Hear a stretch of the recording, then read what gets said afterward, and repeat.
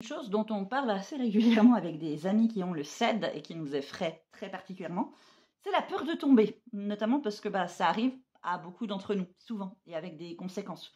Que ce soit des subluxations, que ce soit des mauvaises blessures, que voilà, c'est quelque chose d'assez compliqué. Notamment parce qu'une grande partie d'entre nous, dont je ne fais pas partie, je tiens à préciser, ont certaines conditions comme le POTS qui font que les personnes s'évanouissent assez régulièrement, ce qui peut créer pas mal de problèmes. Et c'est quelque chose qui m'effraie toujours beaucoup moi, parce que j'ai eu une opération du dos quand j'étais ado. Et l'idée de faire une mauvaise chute et d'aggraver ma situation, de potentiellement me déplacer des vis, des trucs comme ça dans mon dos, que de créer des dommages en plus, est quelque chose qui m'effraie particulièrement. Qui n'est pas complètement déraisonné quand on sait que la raison pour laquelle je suis en incapacité de travail, à l'origine, a commencé à la suite d'une mauvaise chute. Au passage, on se fait une entorse, on se luxe l'épaule, ce genre de choses, et on termine aux urgences. C'est quelque chose qui est assez fréquent autour de moi au sein de la communauté syndrome des lèvres dans l'os et qui, à chaque fois que ça nous arrive, à moi ou aux personnes de mon entourage, c'est rarement un truc où le lendemain, tout va bien, tout est rose, tout est nickel. Souvent, ça a des séquelles sur plusieurs jours, voire parfois permanentes. Du coup, vous pouvez imaginer dans quel état j'étais après avoir vu cette vidéo.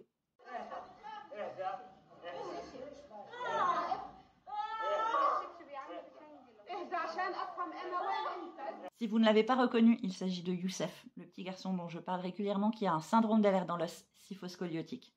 Pour rappel, il a 13 ans et il a déjà subi plus d'une douzaine de chirurgies, dont des chirurgies spinales pour sa scyphoscoliose. Et il en a besoin d'autres, notamment parce qu'il est en pleine croissance et du coup, il va falloir un peu adapter le matériel, mais également parce que la scyphoscoliose évolue tellement vite, de manière tellement violente et en plus mal placée, que si on ne fait rien, ça a des gros risques au niveau cardio-pulmonaire.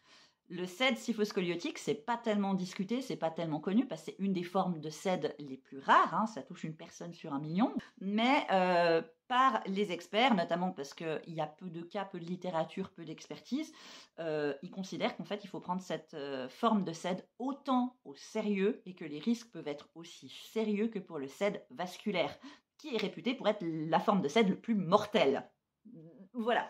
Donc, moi, quand je vois petit Youssef étalé par terre parce que il a fait une chute, mon cœur se brise parce que voilà, il a eu des opérations au niveau du dos, il a eu des opérations au niveau des jambes, au niveau des pieds, enfin il a eu des opérations orthopédiques à plein d'endroits. Le CED scyphoscoliotique implique notamment une déformation des membres, c'est pour ça qu'il a eu pas mal d'opérations au niveau des jambes. Il a besoin de bottes orthopédiques, ce qu'il n'a pas accès vu la situation actuelle.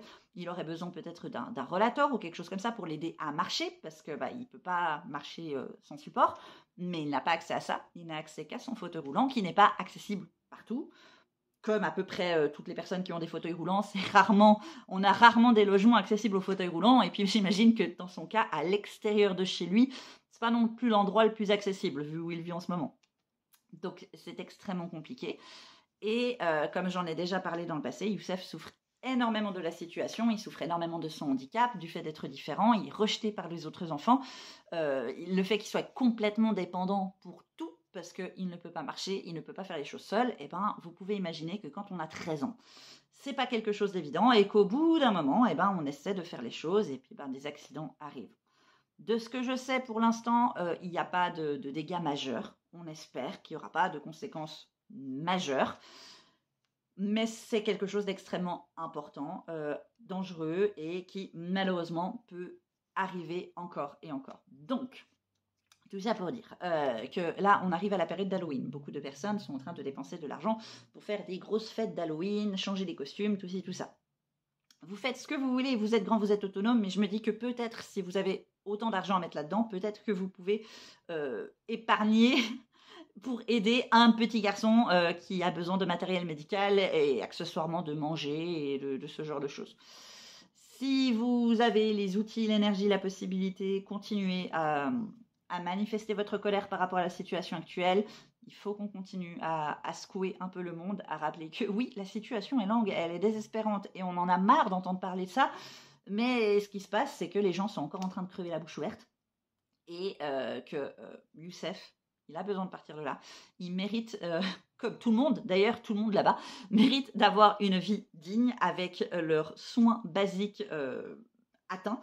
Et dans son cas particulier, eh ben, il a besoin d'experts spécialistes qui puissent permettre en fait de prendre en charge sa forme particulière de syndrome d'Ehlers dans l'os. Voilà, je pensais que c'était important de rappeler la situation. Et moi, je vais retourner me coucher parce que la migraine est intense, raison pour laquelle je porte une casquette à l'intérieur. Sur ce, je vous souhaite plein de cuillères, plein de courage à tous les SED ou à toutes les autres personnes qui ont des maladies chroniques et d'handicap qui fait qu'elles chutent souvent. Ouais, c'est effrayant.